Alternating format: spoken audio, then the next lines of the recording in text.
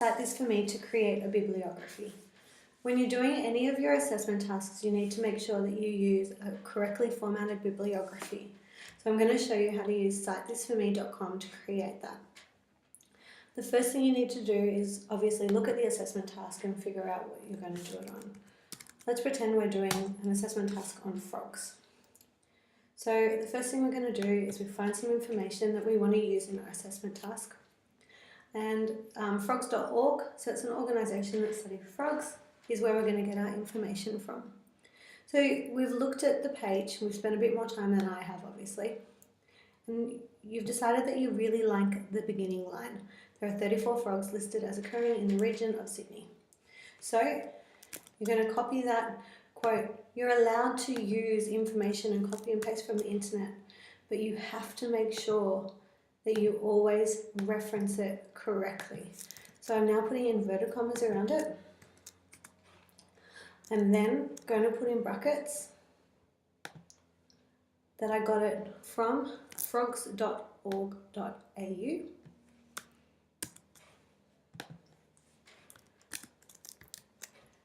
And I'm now referencing my work.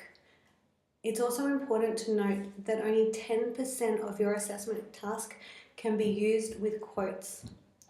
So if you have a 600-word assessment task, only 60 words of your entire thing can be used with other people's quotes. We're now going to use this website and we're going to reference it correctly. So we're going to copy the URL, we're going to go to Citethisforme, click on website, auto-cite it,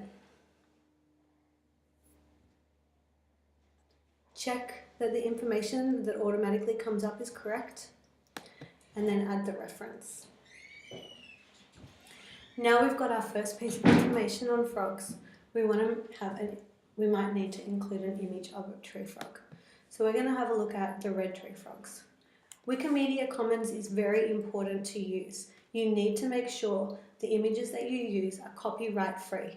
So you can put in a search, say frogs copyright free, or you can go to Wikimedia Commons and come up with some copyright free images.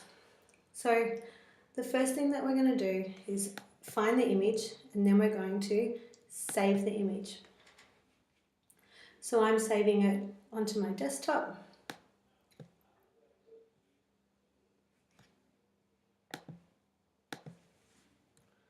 I've already got it there. Oop. Click it open.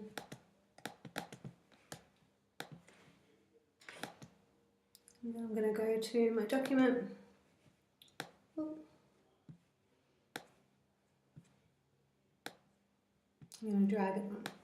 So if you ever use an image, it's really important that you reference your image as well. So I'm going to make sure, put it tight, that I'm actually going to reference this image correctly. So the first thing you need to do is you write red tree frog, source, and you need to ensure that you do this every single time you use an image, otherwise you are breaching copyright. So you say source, we got it from right here.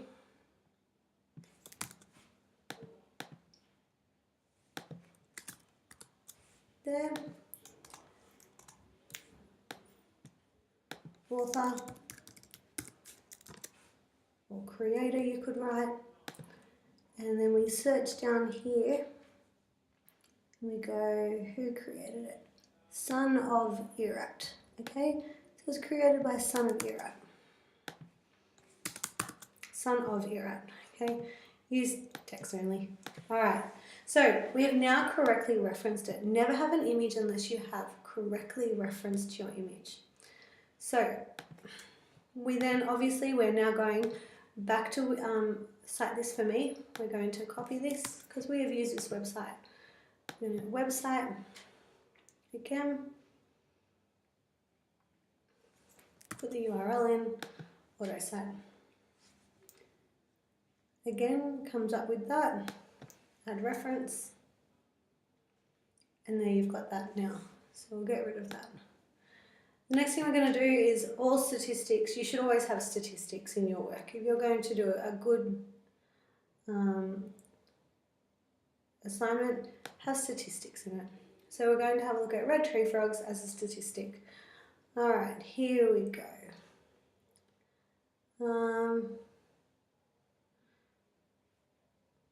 There you go.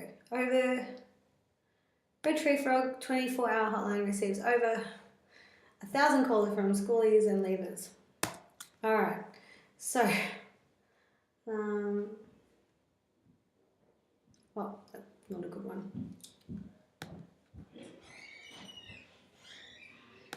And that actually shows you. So that's actually not about red tree frogs. It's about a group that's called red tree frogs. So you've always got to read the information that you're doing.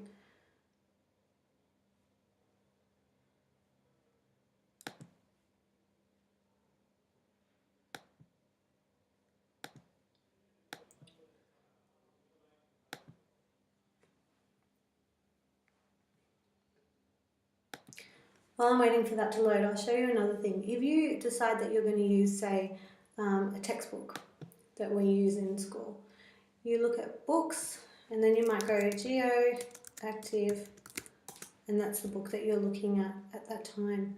It will also reference it for you. So maybe you've looked at that Geo Active and you can look at the covers. So you click on it and it's now referenced that one for you. So coming up. So I'm going to make up a statistic because that website's not working. So I might say redtreefrog.org states that in 2008, 23% of all tree frogs, of all red tree frogs,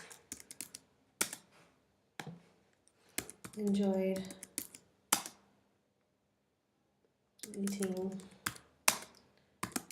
native insects. Okay, that might be the statistic that you've chosen. Obviously, I made that up. So that's how you reference a statistic. So redtreefrog.org. So you've told us where you got the information from, the date that the information was valid. Try and do it within 5 to 10 years, and the actual statistic. And then you would go, let's see if it's actually a website. You go,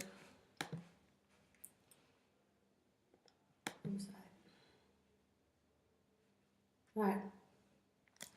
So redtreefrog.org, AutoCite, add reference. Obviously, sometimes you need to actually fill in the blanks. I've made up a website. Once you've got your bibliography, you go copy and paste.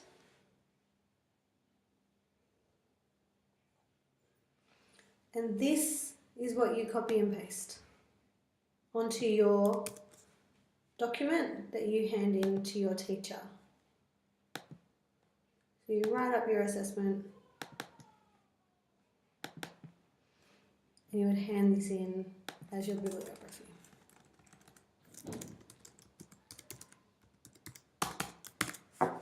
And you now have your bibliography referenced correctly.